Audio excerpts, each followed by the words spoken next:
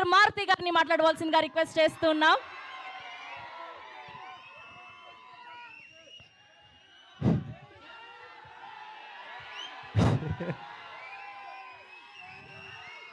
జై rebel star.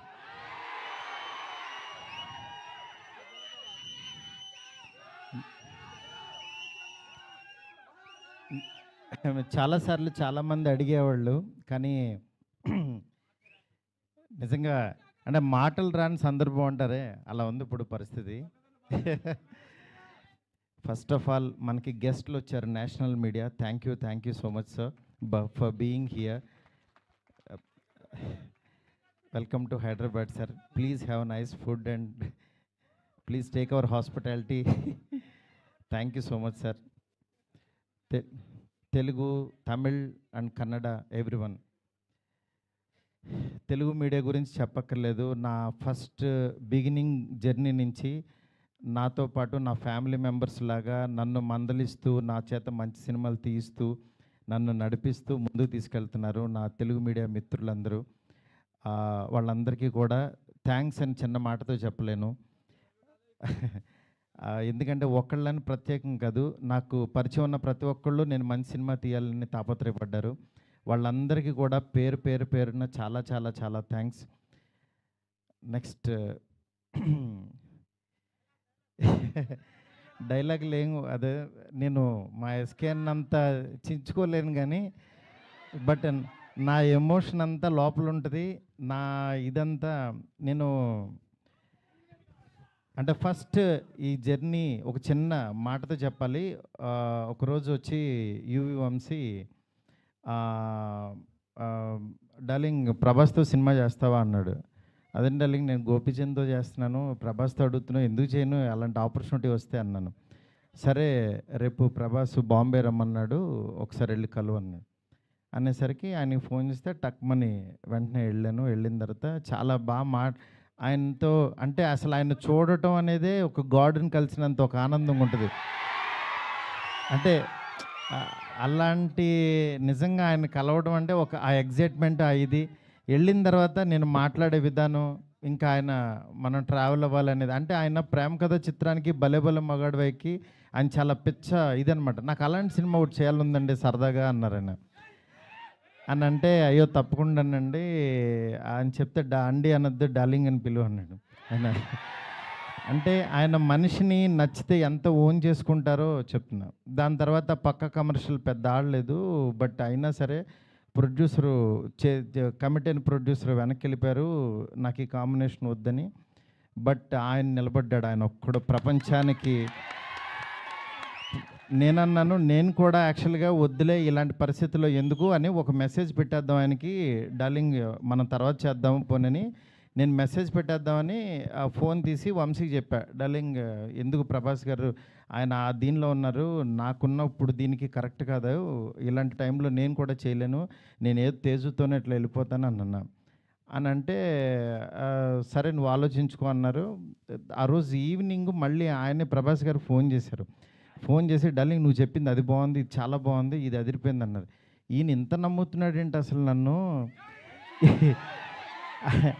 అని ఇంత నమ్మినప్పుడు, ఇంత నమ్ముతున్నాడు అనుకుని నేను 2 days ఆలోచించి, అరే మనం పని చేయలేము అని వెనక్కి అడిగేస్తే ఇక చచ్చిపోయినట్టే, మనం హైదరాబాద్ వచ్చింది వెనక్కి తిరిగి వెళ్ళడానికి కాదు కదా, అందుకని సరే తేల్చుకుందాం, ఇది ఎందుకు తీయలేమో చూద్దాం అని చెప్పి ఆ రోజు కాల్ తీసుకుని ఆయనకి చెప్పడం మొదలుపెట్టాను.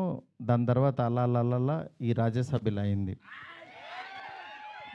ఈలోపు యాక్చువల్గా పాపం ఫ్యాన్స్ మీ అందరికీ చాలా ఎక్స్పెక్టేషన్ ఉంటుంది, దానివల్ల ఈ కాంబినేషన్ కరెక్ట్ కాదేమో, ఎలా ఉంటుందో, అసలు ఈ కామెడీ ఎలా చేస్తాడు, ప్రభాస్కి ఒక ఇమేజ్ ఉంది, ఇలాంటివన్నీ చాలా డౌట్లు ఉండే అందరికీ మీకే కాదు అసలు మా ఇంట్లోనే డౌట్లు ఉంటాయి, ఏం నిజంగా నువ్వు ప్రభాస్తో తీస్తావా అని.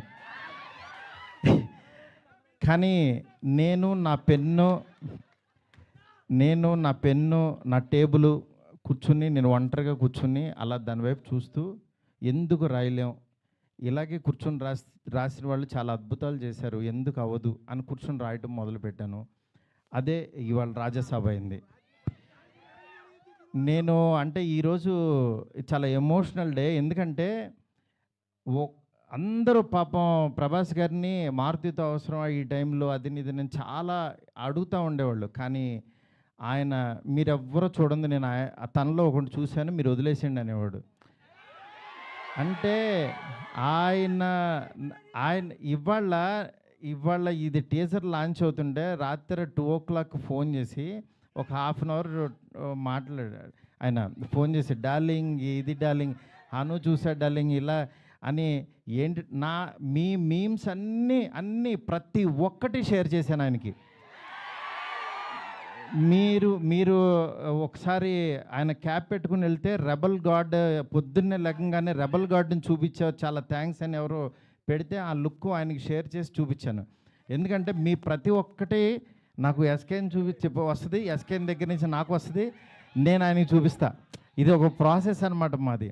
నిజంగా మీ అభిమానం మీ ప్రేమ ఆయన గుండెల నిండా నింపేసుకున్నారు. కానీ ఎంత ప్రేమ అంటే మీరు అనుకుంటున్నారు మీరు పిచ్చిగా ప్రేమిస్తున్నారని, కానీ మీకంటే 1000 టైమ్స్ ఎక్కువ ప్రేమిస్తున్నాడు మిమ్మల్ని. ఆయన కనపట్లేదని ఏదో చిన్న డిసప్పాయింట్ ఉండొచ్చు, కానీ మీకు బెస్ట్ ఇవ్వడం కోసం రాత్రి పగలు ఎంత తాపత్రయపడతాడో నేను కళ్ళారా చూస్తున్నాను. ఆయన ఏది లెక్క చేయరు అసలు. అంటే ఆయన హెల్త్ అని కానీ ఇది కానీ రాత్రి 2ంటికి 3ంటికి వాయిస్ మెసేజ్లు, డార్లింగ్ ఇది ఓకేనా, ఇది బాగుందా, ఏంటి ఇంత పిచ్చేంటి అనుకుంటాను నేను. మంచి సినిమా ఇవ్వాలి. నా అభిమానులు మామూలు అభిమానులు కాదు డార్లింగ్, వాళ్ళు ప్రాణం పెట్టేస్తారు డార్లింగ్ అంటాడు ఆయన. అలాంటి అభిమానుల కోసం యాక్చువల్గా మేమిద్దరం కలిసి ఒకటే అనుకున్నాం, డార్లింగ్ వింటేజ్ డార్లింగ్ చూపిద్దాం ఒకసారి. మీ టైమింగ్ ఒకటి ఉంటుంది, ఆ టైమింగ్ని మళ్ళీ ఒకసారి బుజ్జిగాడిని మళ్ళీ టచ్ చేద్దాం.